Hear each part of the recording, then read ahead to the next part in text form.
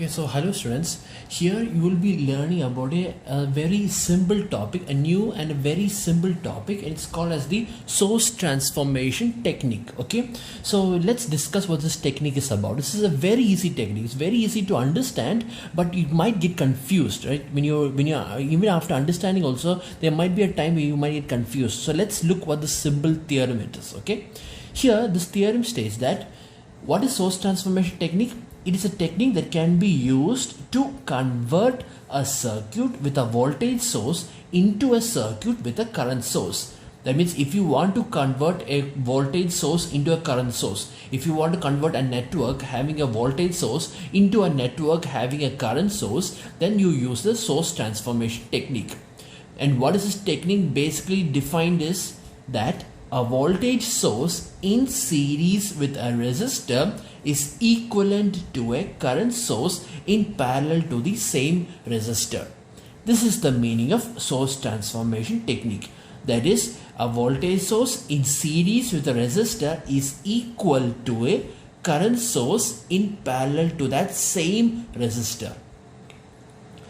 And all you need to do in order to convert this circuit into this circuit, you can simply apply Ohm's law. Suppose if you want to convert this voltage source in series to a resistor into a current source with a parallel resistor, then use this equation. Is is equal to Vs by Rs. Here Vs is the source voltage, Rs is the source resistance. Okay, and likewise if you have a current source with a parallel resistor and you want to convert that to a voltage source in series with the resistor, then simply apply the equation Vs is equal to Is into Rs. That's all. This is basically what the source transformation technique is. That is, it is used to convert this circuit into this circuit and vice versa. Okay, so now this is what you're going to understand. So this is all this much. This is all you need to understand about the source transformation technique. But now the problem comes is whether you have to understand where you need to apply this technique. Usually we apply this technique when we want to simplify the circuit. If you want to simplify the circuit into a more simple term so that you can do the problem more easily, then only we apply this technique, right? That is, the reason is because, see, suppose if there is a voltage source connected to the series with a resistor, right? And if there are so many voltage sources connected in parallel, then it is better that you convert those voltage sources into current sources and then do the problem. You'll find that it will be very easy for you. I will show you how it can be done. And likewise also, if you see a lot of current sources connected in series, then it is better that you convert those current sources into voltage sources. In that case, the problem will become more easy. You see, that is where this easiness comes, because you can modify the circuit, you can change the circuit in such a way that you can apply the more easiest technique. Sometimes this is much more easier, or sometimes this is much more easier. Okay, and it's very easy. How to convert is simply apply the Ohm's law. That's all. All you need to do is apply the Ohm's law. If you want to find the voltage, if you want to find the voltage source, Vs is equal to Is into Rs. If you want to convert it into current source, Is is equal to Vs by Rs. Okay, so before going further, before giving you the importance of this or where we are going to apply this, first let me show you the meaning of this series and parallel. We have been learning about this term series network and parallel network from school, right? What is the meaning of series network and parallel network? What is the meaning of series and parallel? See, let me just give you a brief introduction to that, okay? Just so that you won't get confused in the future. You see, series network, series resistors. Okay, if you want to have two series resistors, these two resistors are in series. Okay, let this be RA and let this be RB. Then I am saying that these two resistors are in series. So what is the total resistance? RA plus RB. We learned this in school, right? We know this. Everyone knows this, right? Now, let me draw another diagram. Okay, let me draw another diagram. This resistor I am now connecting like this. That is in this format. Okay, that is one resistors like this, other resistors like this, other resistors like this. Okay, and let this be RA. Okay, so the same RA is over here, and instead of RB I'm drawing a parallel resistors. Okay, let this be R1, let this be R2, let this be R3. Okay, 3 parallel resistors. Now my question to you is RA in series with R1? Is RA in series with R2? Is RA in series with R3? For all 3 questions, the answer is no. RA is not in series with R1, it's not in series with R2, and it is not in series with R3. That is what you need to understand about series network. Again, I will tell you what is the meaning of series. Series does not simply mean just connecting 2 elements end to end. Okay, series resistance does not mean that you need to connect these 2 elements end to end. Series element, 2 elements are said to be in series only when the same current flows through both of them. Here if you see, since RA and RB in series because the same current I is flowing through both of them. If you look in the circuit, the current through RA is I. Okay, but when it comes to this point, the same current gets splitted into or gets divided into 3 branches. Therefore, the current that is going through RA is different from the current that's going through R1. It is different from current from going through R2, and is different from current that's going through R3. The value is not the same.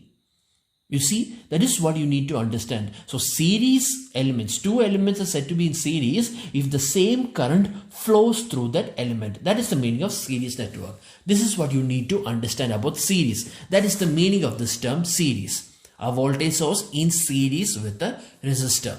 Now next is parallel. What is the meaning of parallel? When do we say that 2 elements are said to be in parallel to each other? Suppose, see, let me draw another circuit. This is, okay, this is another circuit. Okay, so here I can say that RA is in parallel with RB, right? RA, this is how you represent RA parallel RB. What is the meaning of RA parallel RB? RA parallel RB means that if you want to find the equivalent resistance is R is equal to RA RB by RA plus RB. Okay, all of you know how you got this equation. You got this equation from here, that is 1 by R is equal to 1 by RA plus 1 by RB. This is the equation you must have studied in school, right? So from here you can find this is the value of R. R is equal to, we just simply multiply the 2 factors divided by the sum of the 2 resistors. Okay, only if there is 2 resistors, also the equation will be changing. If there is 3, then you have to apply the LCM. Right? If it is 3 elements, then it will be 1 by RA plus 1 by RB plus 1 by RC. Okay. So anyway, this is called as parallel. Right? Now, let me draw another circuit. Okay. I'm going to this side. This branch, same resistor RA. Here, instead of RB, I am drawing 2 resistors like this. Okay. Instead of RB, I'm replacing RB with this resistor, that's R1 and R2. Now my question to you is RA in parallel to R1 and is RA parallel in R2? In both the questions, the answer is no. RA is not in parallel with R1 and RA is not in parallel with R2. The reason is because if you look over here, this is the meaning of parallel. Parallel means the voltage across the elements must be the same. Okay, the voltage across the elements must be the same. That is the meaning of parallel networks.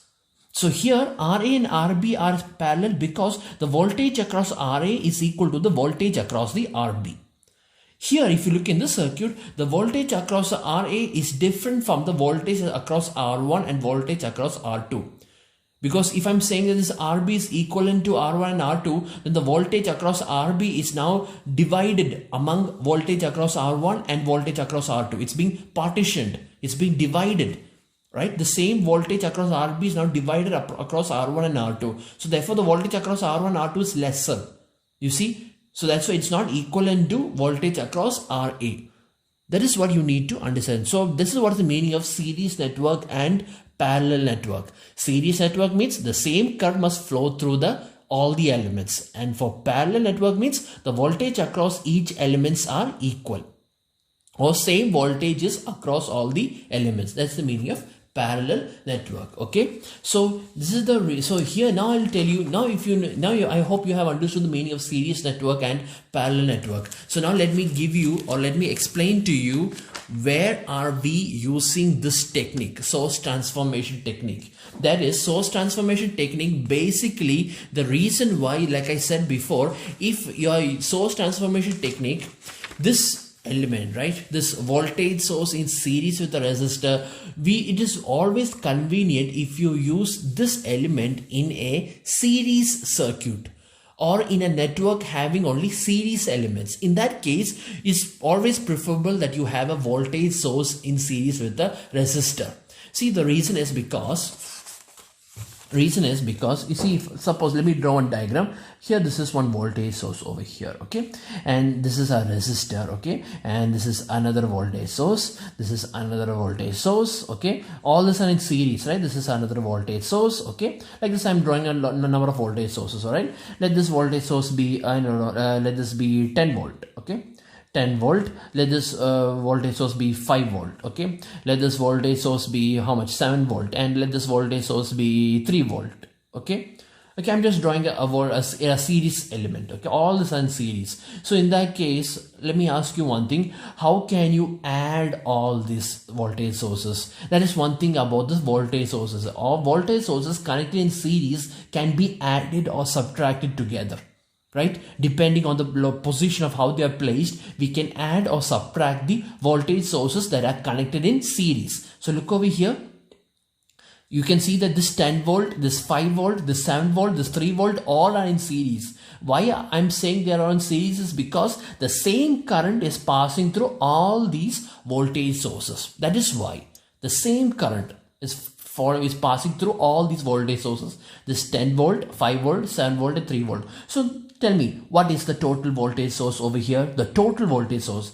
See, you don't have to draw this much voltage source. You can combine all of them into a single voltage source. That is the beauty of this thing. So how can you add all this? See, if you want to know which one you can add and which one you can subtract, all you need to do is simply look at the sign change. See this. See, like this, you should just remember like this. That is positive, negative and positive, negative. These two voltage sources can always be added together. Positive, negative, positive, negative. And these two voltage sources should always be subtracted. Sorry, yeah. These two voltage sources should always be subtracted. That is negative, positive, positive, negative. That means if two signs are combined to, if two signs are together, okay, if two signs of a battery, right, if the two same terminals of a battery are combined, then you should subtract. And if the different terminals are connected to different terminals, then you should add together.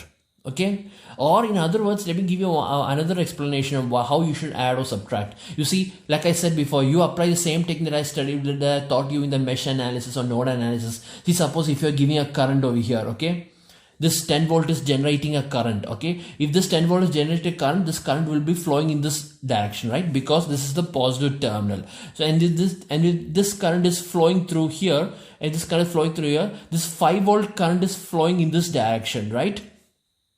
Let me write 10 volt over here, 10 volt, okay. So if this, now look at the 5 volt, this 5 volt current is flowing in this direction because the positive terminal is positioned like this, right? It is positioned like this. So which means this 5 volt current is opposing this 10 volt current, right? So it is minus 5, okay.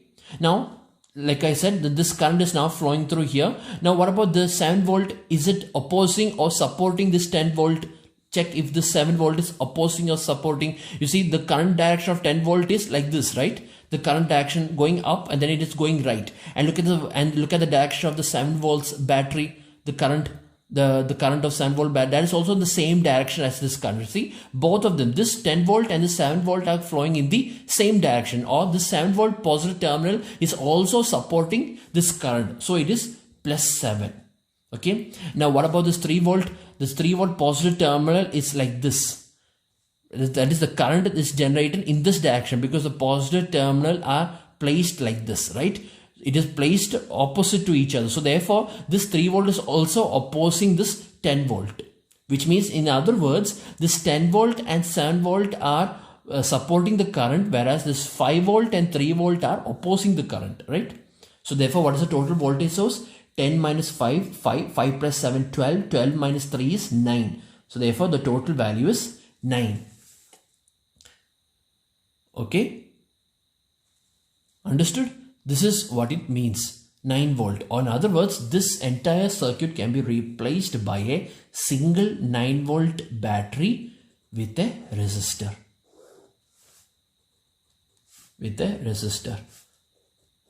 Okay, that is the beauty of the circuit. So in other words, anywhere wherever you see a series network, you need to have a voltage source in series with a resistor. The same explanation can also be given to a parallel network if it is having a current source. That is, if you have a parallel network, it is always better that all the sources are represented as a current source. The reason is because, now let me draw that circuit, okay? See, let me draw this. This is a current source and its value is, how much should I give? 10 amperes, okay?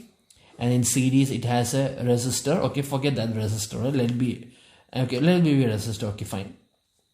Okay, and then let me draw another current source over here, okay? This current source is going opposite direction, okay? And this is, let this be, how much should I give? 5 amperes. Let it be 5 amperes. And then I'm drawing another current source over here, okay? And this current source is, I'll give the same value, 7 amperes. And this another current source over here, and that current source is basically, okay, 3 amperes, okay? Yeah.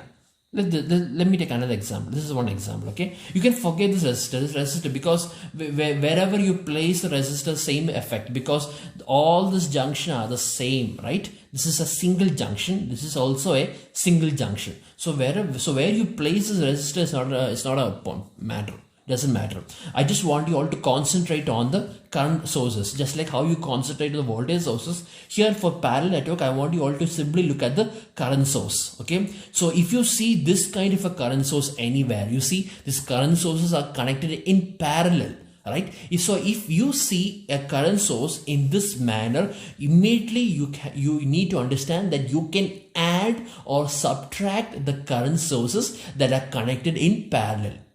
Just like how I told you that you can add or subtract voltage sources that are connected in series, in the same way you can connect the current sources, or you can add or subtract current sources in parallel connections, in parallel network. For example, over here you can see this current source is going up, okay, and this current source is going down, right? So which means, if this up, so let this be going up, I'm going to represent as a plus 10, okay? This current source is going down, so which means it is minus 5, okay? This current is also the same. This 7 ampere, this 10 ampere is going in the same direction. See, it is going in the same direction, upwards. It's going in the same direction. So which means this is also plus 7, right? And what about this 3 ampere? This 3 ampere, this 5 ampere is going in the same direction, downwards, right? So this is also minus 3. So what is the total current that is flowing in this branch? 10 minus 5, 5 plus 7, 12, 12 minus 3 is equal to 9 amperes, which means the current that is flowing in this branch is 9 amperes. 9 amperes, upwards or downwards? Upwards. If it was downwards, it would have been minus 9. So it is upwards. So this entire branch can be replaced by a single current source, which is 9 amperes with a resistor.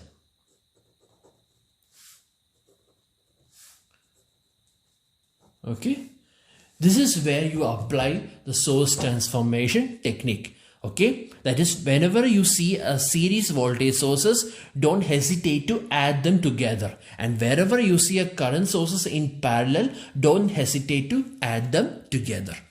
That is where you apply this source transformation technique. Okay, so let's do some basic simple problems. Okay, then you will understand how to do source transformation technique. Okay.